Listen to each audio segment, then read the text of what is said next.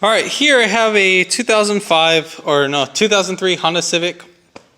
Basically, a customer complaint is car overheats while in drive, but on the freeway doesn't overheat. So if you come to an idle and you keep the car in drive, but if you throw it in park, it doesn't overheat. But if you're in drive, it overheats. This could probably be still similar to when it's just in park.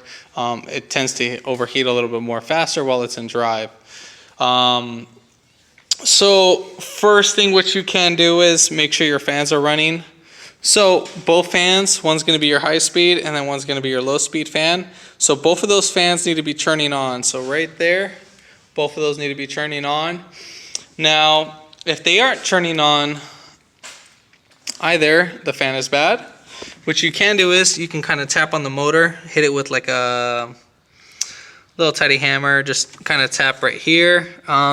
And then the same thing for that one. That one's a little bit more harder to get to, but yeah, one way you can tell if they're bad, either you can disconnect the fan switch, press this little pin right here, push this down, and then use a paper clip to jump that harness, and if they turn on, we know the fans are working. Then our culprit would be our coolant fan switch, if the fans aren't turning on at all. Now another thing is, if you didn't want to do that, what you can do is go in the car, put the key on the on position, and then we're going to put the fan on. So that's going to be for the inside, and then you're going to hit the AC button. So right there, you see how both fans are moving? So right there.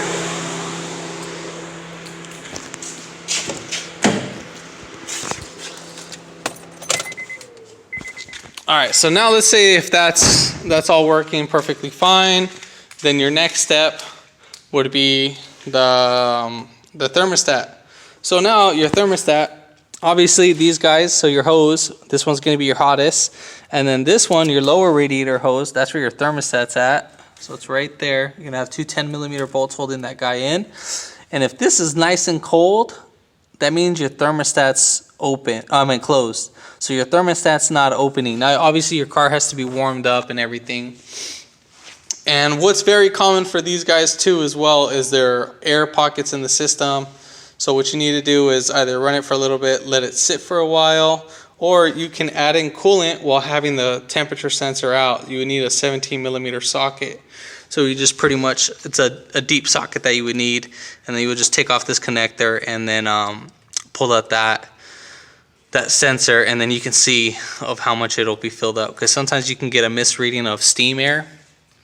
Now if all that checks out, basically if the coolant's pushing out through the reservoir and stuff, make sure when you squeeze your radiator hose, coolant should not be passing this radiator cap. It should not. So if you squeeze this and you hear like a swooshing sound in this reservoir, radiator cap's bad. That will cause an overheating issue too as well. Now the other one would be restriction. Either your radiator could be clogged or anything, so you'd want to see if you see any movement. Now if you don't see any movement, obviously you could have restricted. You can probably get a water hose and put it in there and flush out the system or replace the radiator. If that's all fine, there's no restrictions. Next would be your water pump. Now this only happens when it's nice and warm after the car's been idling for a while. So these guys, their water pumps are notorious for, they're kind of pressed on. Okay, so here's the pump. So these guys are notorious when the water gets pretty hot that this fin right here, this piece, it's pressed onto the little pin right there. This guy starts to expand, and as the pump is spinning, the fan is not spinning with it. It's actually slipping. So, which would cause your lack of cooling performance, and that would cause your overheating. Basically, your cooling will be stationary. Now, one way to find out if your water pump's kind of going bad is when your fans kick on. You're gonna put your hand right here, and you're gonna see if you're feeling any heat.